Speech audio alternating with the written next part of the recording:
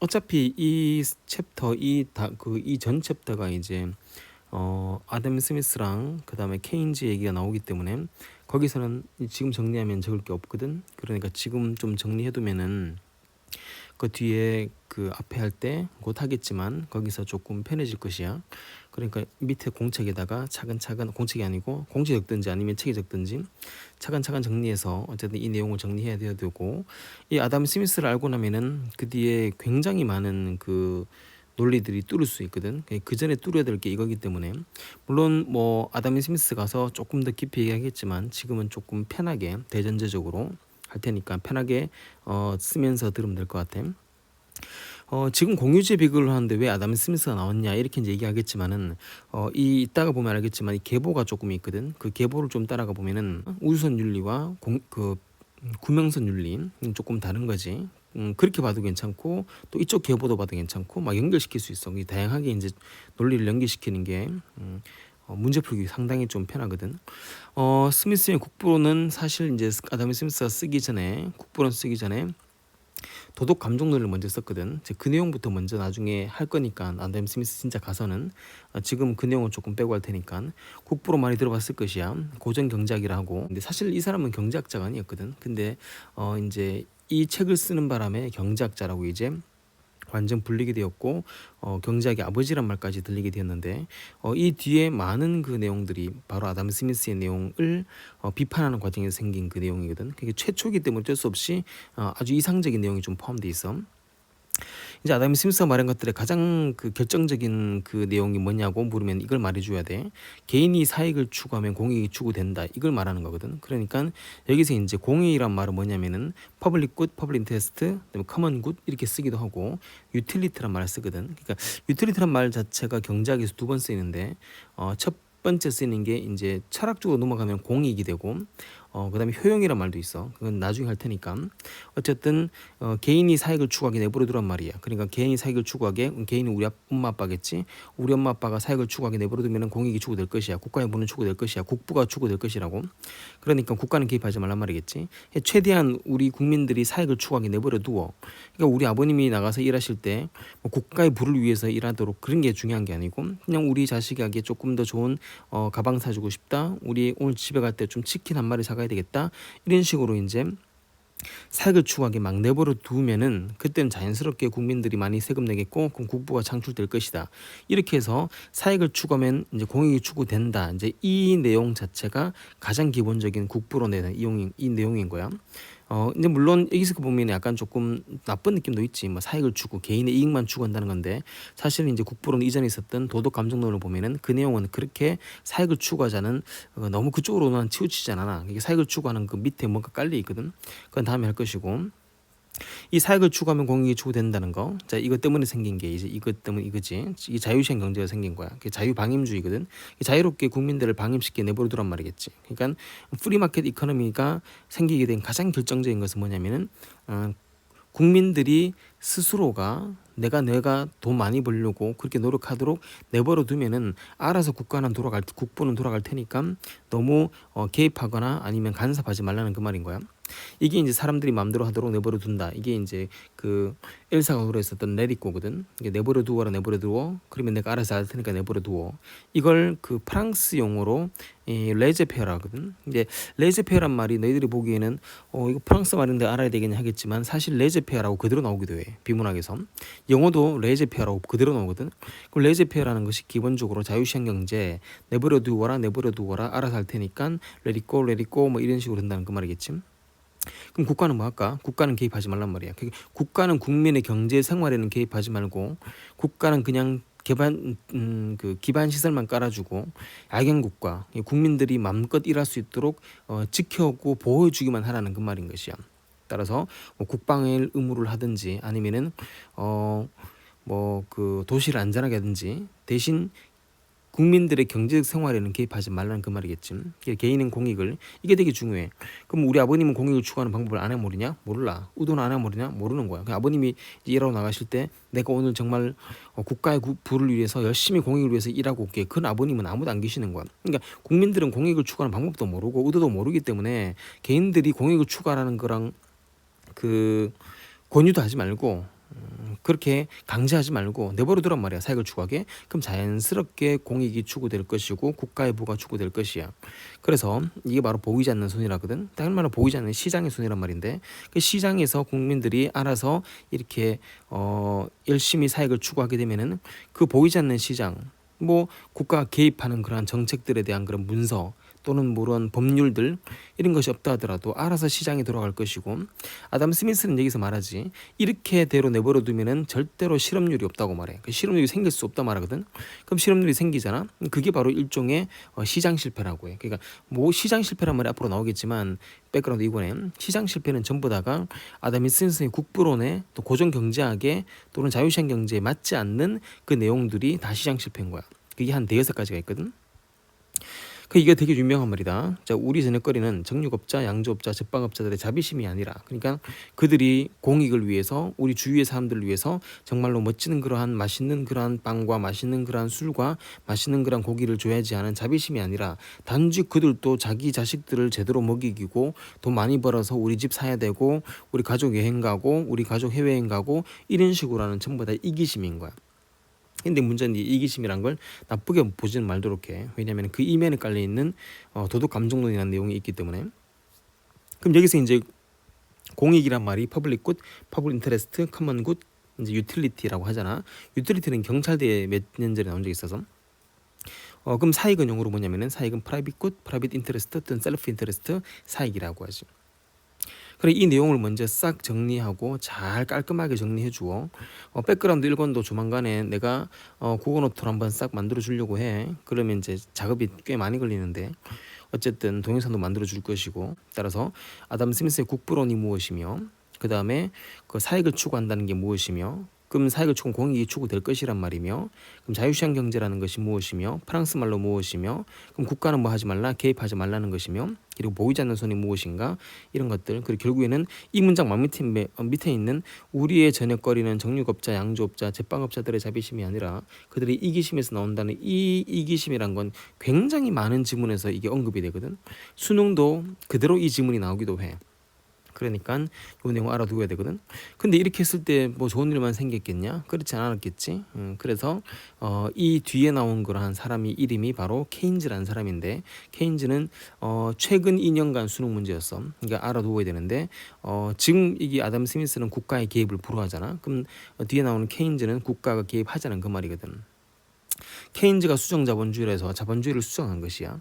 이 사람은 결국 노벨상을 받게 돼. 이제 이걸 내용을 말하면서 그리고 이 사람을 루즈벨트 대통령 그리고 처칠 수상 이런 사람들이 이 2차 대전 그런 당시에 이 케인즈의 이론을 굉장히 많이 수용하게 되었어.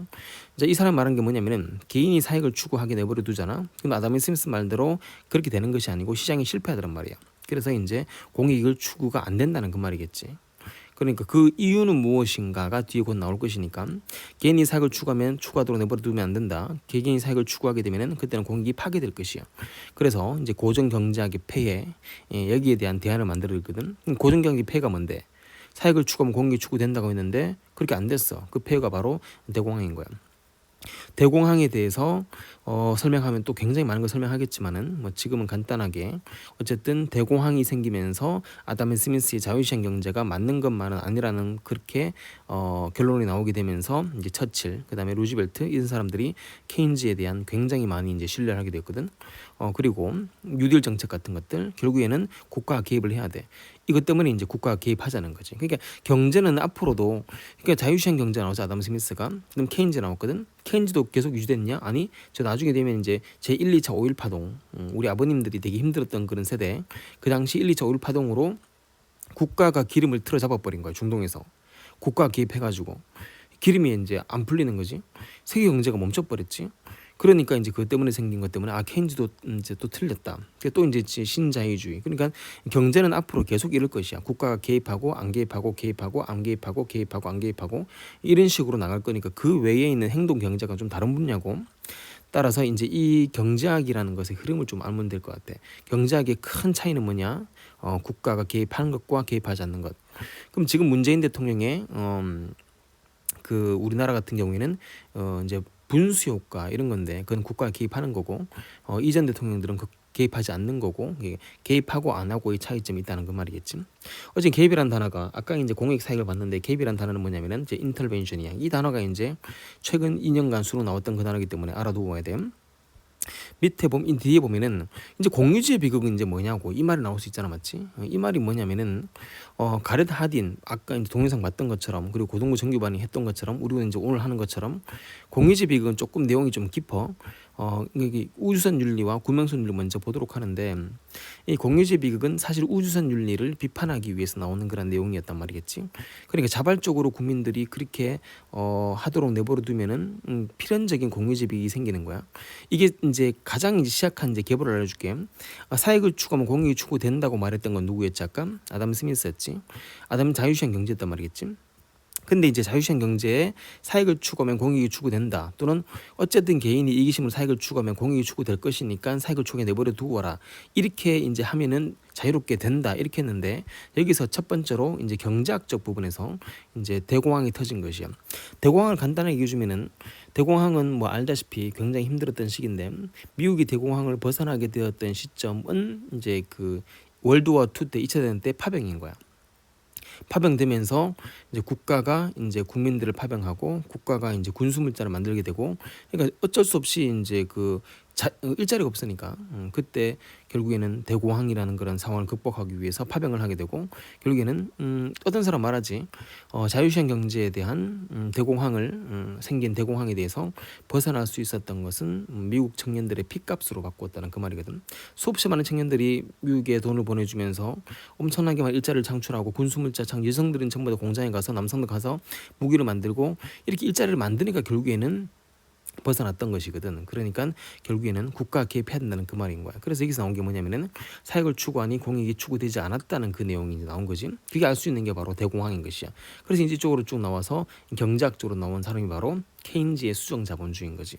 그러니까 국가가 개입을 하라는 말이야. 그럼 앞에 있는 아담 스미스의 자유시장 경제는 국가가 개입하지 말자는 거고, 뒤에 이제 케인즈는 공익 추구가 안 되더란 말이야. 대공황을 받듯이 알잖아. 그래서 경제학에서 나온 게 케인즈의 수정 자본주의고, 그리고 환경에서 이제 여기서 나온 게 뭐냐면은 바로 가렛 하든의 공유주의 비극인 거야. 그럼 이제 조금 우리가 조금 쉽게 말한다면 이것이겠지.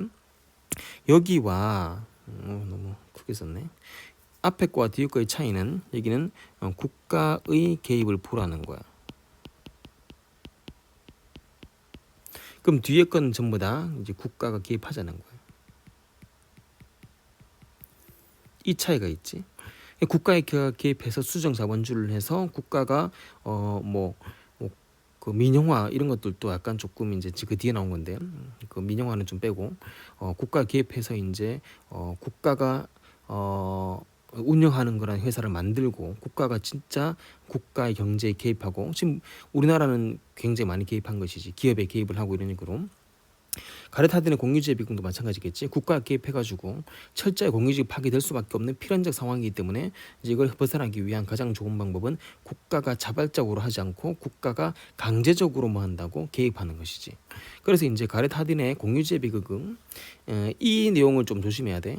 이게 보통 이제 개인이 사익을 추구하는 것은 비합리적이야 이렇게 말하겠지만은, 그 누구도 이걸 비합리적으로 말할 수 없는 거야. 그러니까 너희 부모님께서 말 밖에 나가셔서 개인의 사익을 추구하는 거 이거 비합리적이냐? 아니지. 자기 딴에는 합리적이라고. 그걸 알아야 돼. 그러니까 보통 이제 EBS도 그렇고 많이 강조하는 게 뭐냐면은, 이 가렛 하딘도 그렇고 케인즈도 그렇고 아담 스미스도 그렇고 사익을 추구하는 행위 자체는 어떤 거라고, 어쩔 수 없이 인간이기 때문에 자기 딴에는 합리적인 거야. 자기 딴 얘기에서 비합리적 하면 이게 말이 안 되는 거라고. 비합리적이를 왜 하냐고. 따라서 사익을 추구하는 행위 자체는 전부 다가 이제 하는 말이 합리적이고 이성적인 행동인 거야. 그게 이제 결국에는 나쁜 국가를 파괴하는, 공유주의를 파괴하는 행동으로 바뀌었을 뿐이지, 개인이 사익을 추구하는 행동들은 합리적 이성적이야.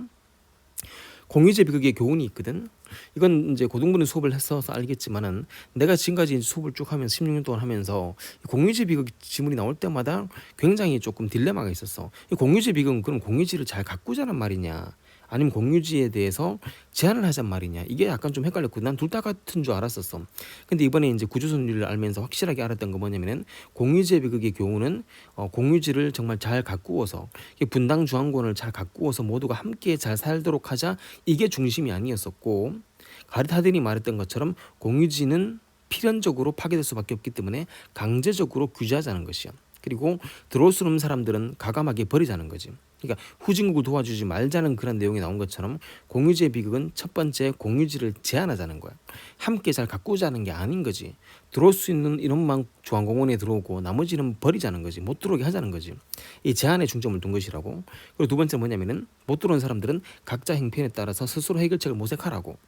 공유지에 못 들어온 사람들은 알아서 이제 해결하란 말이지. 그러니까 조금 너무 현실적으로 가혹하지만은 가라사디 말했었던 구명선에 후진국이 도와달라고 한다면은 빠진 사람이 도와달라면은 도와주지 말아라.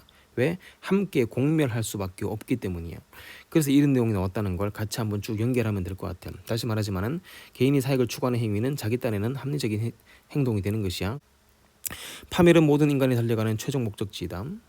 공유지 또는 공유자원은 자유롭게 이용해야 한다고 믿는 사회에서 각 개인이 자신의 최대 이익을 추구하는 것, 이거는 자기 딴에는 이성적이야. 하지만 이것이 도달하는 곳은 최종적인 파멸이며 공멸이다. 다 같이 죽는 것이라고. 이처럼 공유자원에 보장되는 자유는 모두의 파멸을 이끄는 길이므로 결국에는 뭐 한다?